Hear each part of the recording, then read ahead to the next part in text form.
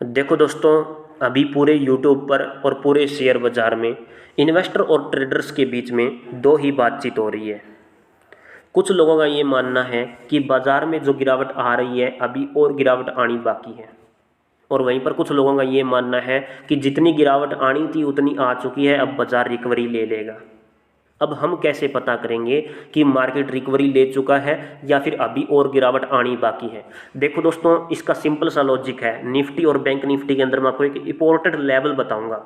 अगर मार्केट उस लेवल को क्रॉस कर देती है तो समझो कि मार्केट में रिकवरी आ चुकी है, बाजार ऊपर की तरफ भागेगा। ठीक है, फिर इसको कोई नहीं रोकने वाला। Nifty bank Nifty life time high तक जाकर के ही रुकेगा। लेकिन अगर इस लेवल को क्रॉस नहीं कर पाता है, इसके नज़दीक जाकर के वापस डाउन साइड की तरफ खिसक जाता है, तो समझ जाओ कि अगर मार्केट डाउन साइड की तरफ खिसका है तो अभी गिरावट और भी बाकी है। दोस्तों, वो सिर्फ रीटेस्टिंग के लिए ऊपर आया था और वापस दोबारा डाउन साइड की तरफ खिसक गया है, और बड़ा डाउनफॉल हमें देखने को मिलेगा, यानी कि और भी गिरावट आएगी। अब ये कौन सा लेवल रहेगा इस वीडियो के अंदर क्लियर कर दूंगा। बात करते हैं न्यूज की। देखो, आईसीआईसी बैंक के रिजल्ट आ चुके हैं, सबको पता है। Q2 के रिजल्ट आए हैं।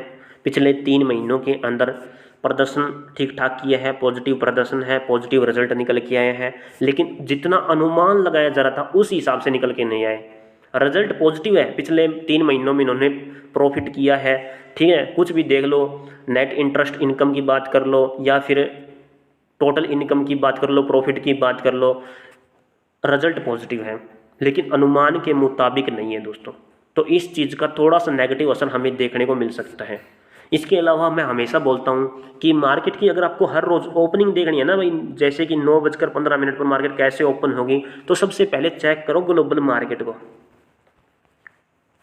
और FIDI डाटा को। ये चीज़ें चेक करो, यही चीज़ें हमें बता देंगी कि मार्केट किस हिसाब से ओपन होने वाली है, किस हिसाब से मार्केट का रुख है।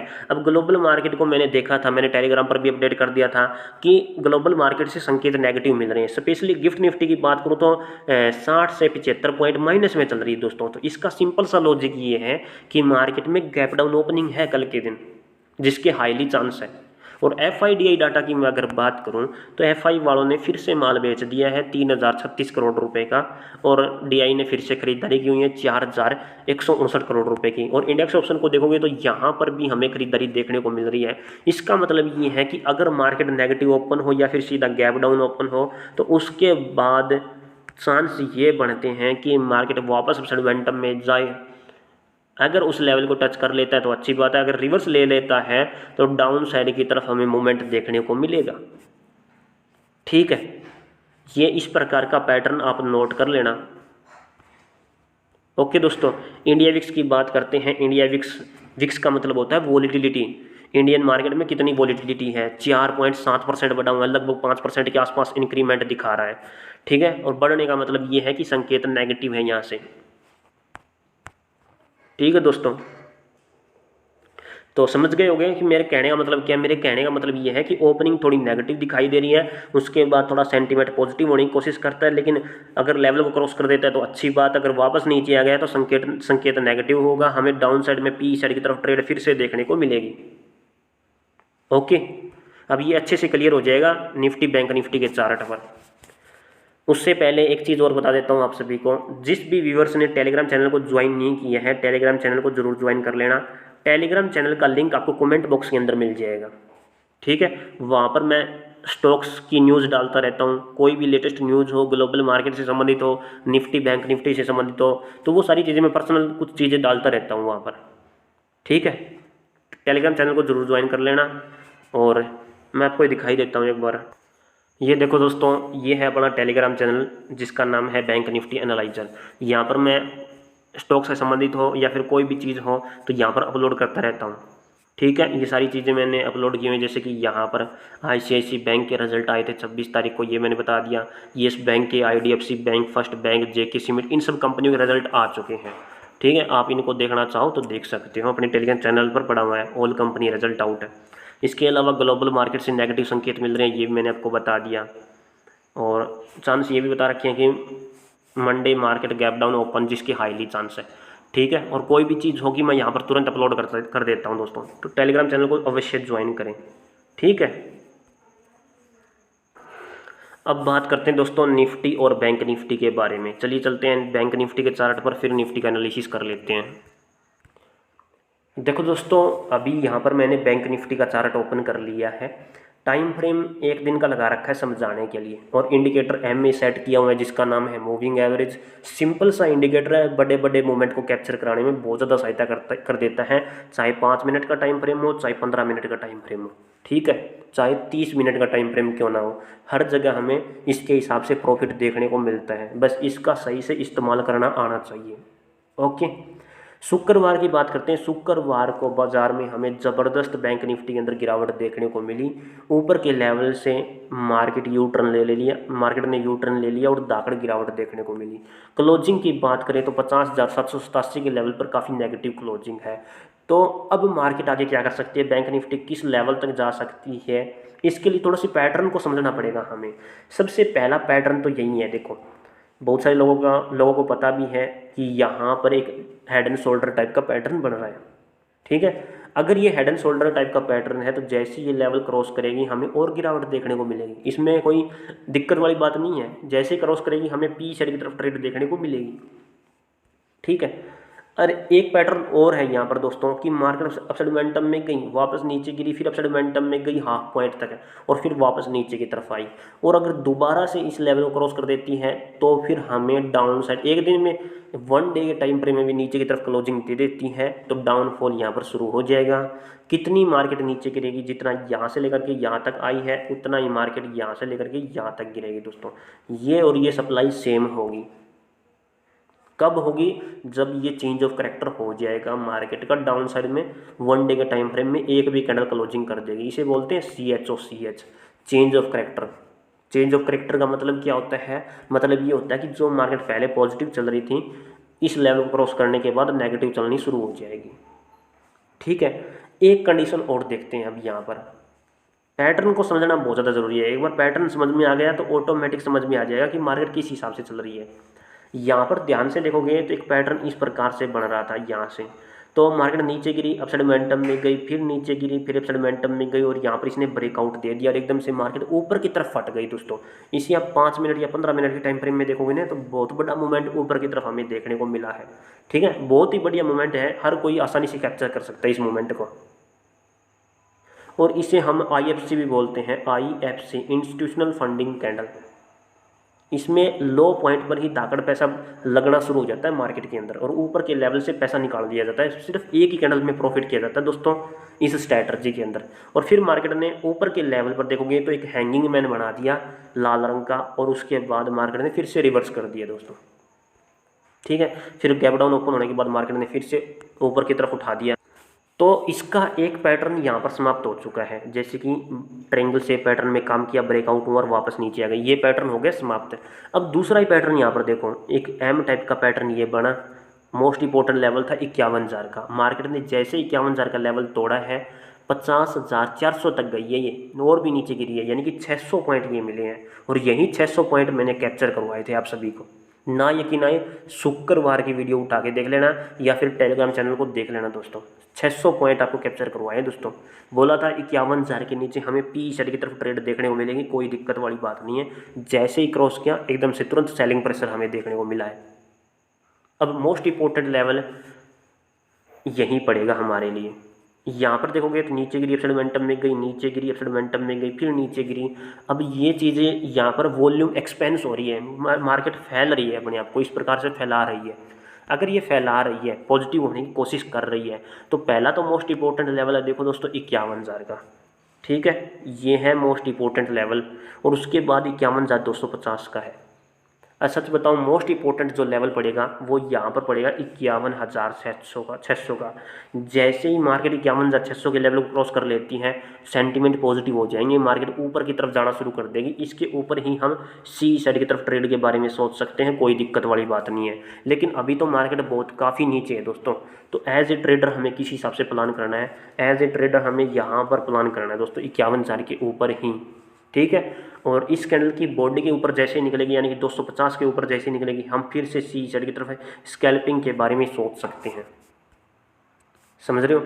और यही मोस्ट इंपॉर्टेंट लेवल है, जैसे इस लेवल के ऊपर निकलेगी अगर मार्केट अपसाइड मोमेंटम में आने के बाद देखो 51,000 का लेवल तो छोटा मोटा लेवल है, ठीक है, 51,000 के ऊपर तो हम सी साइड की तरफ एक स्कैल्पिंग के बारे में सोच सकते हैं। लेकिन अगर इस लेवल से वापस नीचे की तरफ आ गई, यानी कि 51,250 से वापस नीचे की तरफ आ गई, तो हम डाउन साइड की तरफ प्लान करेंगे। फिर यहाँ पर गिरावट कंटिन्यू रहने वाली है, ठीक है। फिर तो मार्केट ये कर रही है कि नीचे गिरी, थोड़ा सा उठी, फिर नीचे गिरी, फिर थोड़ा सा उठी, फिर नीचे गिरी, ऐसा कुछ मूवमेंट दिखा रही है। और इसके लिए इसको हाफ पॉइंट तक या थोड़ा मोटा पंप दिखाना पड़ेगा। हाँ, इस लेवल क्रॉस करके ऊपर की तरफ क्लोजिंग दे देती है, पॉजिटिव क्लोजिंग हो जाती है, तो पहला टारगेट मैंने बता ही दिया 51,250 का होगा। उसके बाद 51,600 का होगा, डायरेक्ट 600 का, यानी कि 350 पॉइंट आपके लिए हैं। अब 600 का लेवल मैंने क्यों बताया है, क्योंकि देखो दोस्तों, ये जो कैंडल बनी है ना, लॉजिक यहाँ पर लग रहा है, लॉजिक यहाँ पर लग रहा है, दोनों कैंडल बिग बार है। बिग बार का मतलब होता है एक बहुत बड़ी कैंडल होती है, इसमें धाकड़ पैसा लगा होता है। तो मार्केट इसी कैंडल के हाफ पॉइंट तक जाने की कोशिश करती है। कुछ लोग यहाँ पर फिबोनाची का इस्तेमाल कर लेते हैं, और मैं यहाँ पर हमेशा 50% एरिया का यूज करता हूँ, आपको पता है इस चीज़ का, ठीक है। तो ये लेवल है दोस्तों बैंक निफ्टी के लिए मोस्ट इंपॉर्टेंट। और वैसे अगर इंडिकेटर के इस्तेमाल से देखोगे तो जैसे इंडिकेटर के ऊपर निकलेगी सेंटीमेंट पॉजिटिव हो जाएगा, ठीक है, समझ रहे हो। अब यहाँ पर मार्केट पॉजिटिव ओपन होने के बाद दोबारा अगर वापस नीचे आ जाए, तुरंत हम पी साइड की तरफ स्कैल्पिंग के बारे में सोच सकते हैं, फिर कोई दिक्कत वाली बात नहीं है, ठीक है दोस्तों। 15 मिनट के टाइम फ्रेम में देखोगे तो यहाँ से मार्केट नीचे गिरना शुरू हुई थी, वापस अब सेटलमेंट में उठने की कोशिश की, नीचे गिर गई। और जब यहाँ पर इतना वॉल्यूम बच गया मार्केट का, क्योंकि मार्केट को यहाँ तक वापस जाना था लेकिन नहीं गई और नीचे गिरी, दोबारा जब अब सेटलमेंट में उठी तो यहाँ पर एक कैंडल आती है जिसको हम बोलते हैं IFC, हमेशा देखने को मिलेगी, क्योंकि इस कैंडल में दाकड़ पैसा लगना ही लगना होता है, बड़े बड़े इंस्टीट्यूशनल बड़ा पैसा लगाते हैं इसमें, ओके। और ये मार्केट में वॉल्यूम फिल करती है दोस्तों।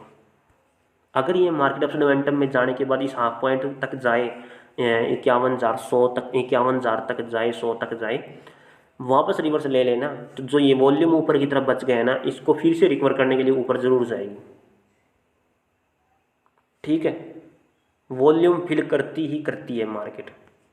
अब 51,000 का लेवल आपको नोट करना है, यहाँ पर 51,000 देख लेता हूँ मैं एक बार, मोस्ट इंपॉर्टेंट लेवल, हाँ यही लेवल पड़ रहा है दोस्तों,